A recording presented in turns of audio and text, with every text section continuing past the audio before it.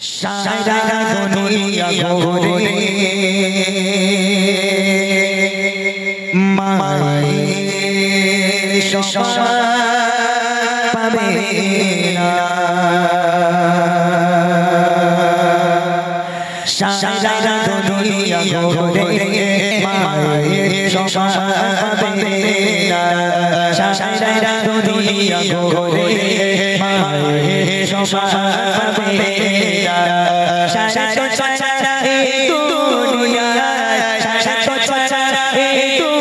দুনিয়া কেউ আপন হবে না। সারা দুনিয়া ঘুরে মায়ের সমান পাবে না। সারা দুনিয়া ঘুরে মায়ের সমান পাবে না।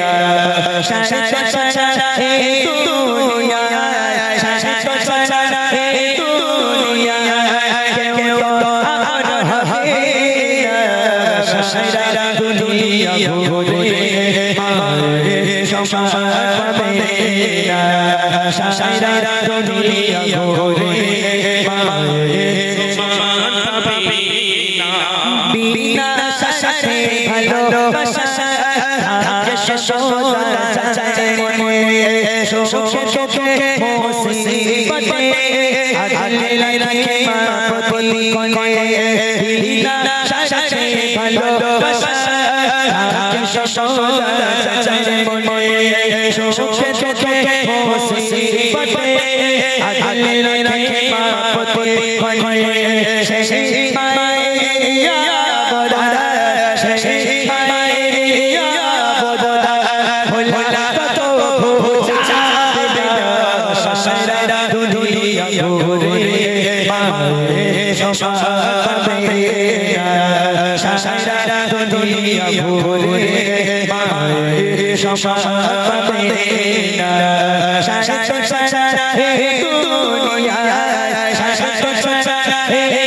দুনিয়া কেউ আপন হবে না। সারা দুনিয়া ঘুরে মায়ের সমান পাবে না। সারা দুনিয়া ঘুরে মায়ের সমান পাবে না। এখন যদি বাচ্চাগুলোকে জিজ্ঞেস করি তোরা কারে ভালোবাসিস, এখন ওরা কি বলবে? এগোচ্ছি, তোরা কারে ভালোবাসিস? মারে মাকে ভালোবাসিস? একটু হাত তুলে দেখা। মাকে ভালোবাসিস? এগোচ্ছি, তোদের বিয়ে হয়েছে? বিয়ে হয়নি। যখন বিয়ে হয়নি তখন মাকেই ভালোবাসতে হবে, মা ছাড়া তো আর কেউ নেই। কেউ আছে? এই বউ আছে? আজ ওই যুবক ভাইদের জিজ্ঞেস করি তোরা মারে ভালোবাসিস না বউ রে, কি বলবে ওরা? বউ বলবে? ভালোই বুঝিস তো বেটা, বিয়ের বয়স হয়ে গেছে। বল। হ্যাঁ আলহামদুলিল্লাহ, এখানকার ছেলেরা খুব ভালো। তবে আগেকার জামানার কথা আলাদা, বাট এখন আমার বোনেরা বুঝতে শিখেছে, ভাইরা বুঝতে শিখেছে, ভাবিরা বুঝতে শিখেছে। তারা স্বামীর খেদমত করে, এখন স্বামীর খিদমতে তারা লিপ্ত থাকে, স্বামীর সঙ্গে খারাপ ব্যবহার করে না। তবে শাশুড়ি যদি একটু গন্ডগোল হয়, ধরে নাম শাশুড়ি বুড়ি হয়ে গেল, বিছানায় পায়খানা পেশাব করে দিল, তখন সে বউর মুখের দিকে তাকানো যাবে? আরে পরের দিনে এসে তোমার শাশুড়ির পায়খানা কেন পরিষ্কার করতে যাবে, তাই না?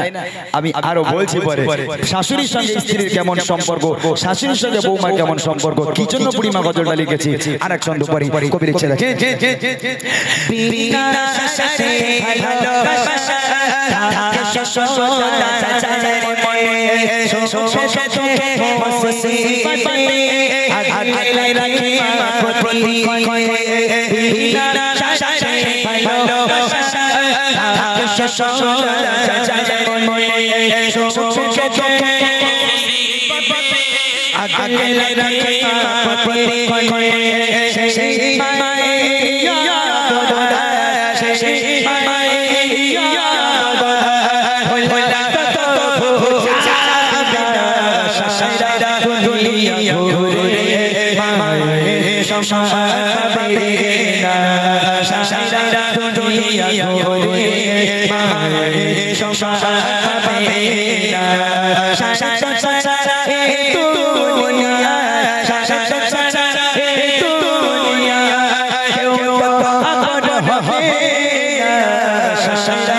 দুনিয়া ঘুরে মায়ের সমান পাবে না। দুনিয়া ঘুরে মায়ের সমানে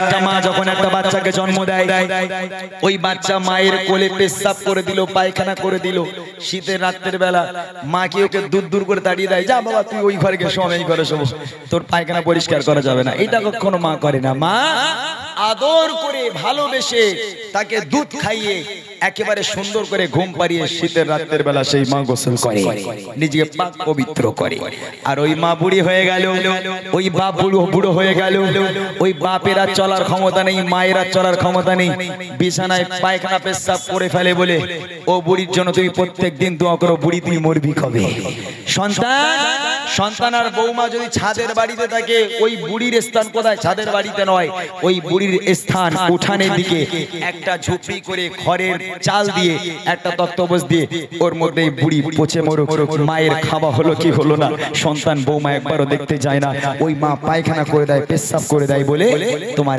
এত রাগ ও বুড়ির খিদমত করা যাবে না আল্লাহ পাক বলে আমার বান্দা বান্দিরা আমি আল্লাহ পাক আমার জান্নাতকে খোঁজার আগে মায়ের পায়ের তলায় যে জান্নাত দিয়েছে ওই জান্নাতকে আগে হাসিল কর তারপর আমি আল্লাহ আমার জান্নাতের আশা কর মায়ের জান্নাতকে ছেড়ে আমার জান্নাতের আশা করতে যাস না হতভাগা তোরা কখনো জান্নাত পাবি না সেই মায়ের ভালোবাসতে শেখো মায়ের সেবা করো আল্লাহ পাক তোমাকে এমনি জান্নাত দিয়ে দেবে তাই কবি শেষ কথা বলি